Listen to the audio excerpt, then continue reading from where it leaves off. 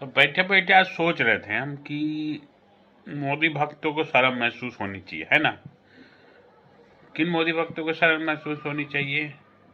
वो मोदी जो आज़ादी के 75 साल बाद पूरे देश को बिजली दिया। अभी भी बहुत सारी ऐसे गांव कस्बे थे जहां बिजली नहीं था, वहां उसने बिजली दिया। घर घर में सिलेंडर दिया। भारत की अर्थव्यवस्था को 10वें स्थान से तीसरे स्थान पे, चौथे स्थान पे ला के रखा। आज भारत की जो शाख बनी है पूरे विश्व में, वो सबको पता है ना। तो हमें होनी चाहिए शर्म, क्योंकि हम मोदी भक्त हैं, है ना। मोदी भक्तों को शर्म होनी चाहिए। शर्म किनको नहीं लगनी चाहिए? लालू भक्तों की। आज बिहार की क्या हालत है आपको सबको पता है, किसको नहीं पता है आप ही बताइए। बिहार के लालू परिवार के बच्चों का जो शासन चल रहा है, उनके समर्थकों को शर्म नहीं होनी चाहिए है? उनको वो उनके लिए गर्व होनी चाहिए। उत्तर प्रदेश में जब मुलायम सरकार जी की सरकार थी तो लड़कों से गलती हुआ करती थी, और बिजली का तो सुभान अल्लाह, है ना।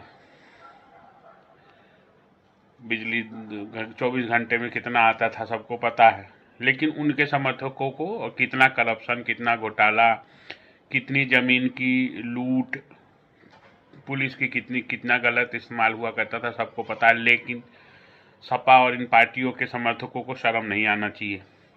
आज हिंदुओं की क्या हालत है बंगाल में, है ना। ममता बनर्जी के समर्थकों को शर्म नहीं होनी चाहिए। कांग्रेस ने क्या बैंड बजा के रखा है, करप्शन को समाज के जड़ तक पहुंचा दिया है ना।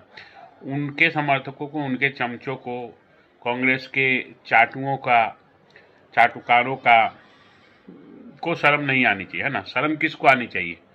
जो बंदा दिन रात काम कर रहा है, न दिन में चैन है न रात को चैन है, दिन रात भागता रहता है, भारत को कैसे एक विश्व गुरु बना दे, भारत को कैसे चमका दे, भारत का नाम कैसे सबसे ऊपर वाली पंक्ति में ला के खड़ा कर दे, इस चीज़ में लगा रहता है। शर्म उसके समर्थकों को होनी चाहिए, है ना, क्योंकि हम लोग मोदी भक्त हैं। ठीक है भैया, हम ही शर्मा जाते हैं। चारा घोटाला, जीप घोटाला, पता नहीं कोयला, बल्ब ट्यूबलाइट, पता नहीं कितने घोटाले करने वालों के समर्थकों को शर्म नहीं आनी चाहिए। शर्म हमें आनी चाहिए जिसमें घोटाला खत्म किया है, घोटाले का कोई नाम नहीं है, सारा कुछ ट्रांसपेरेंसी धीरे धीरे आ रहा है।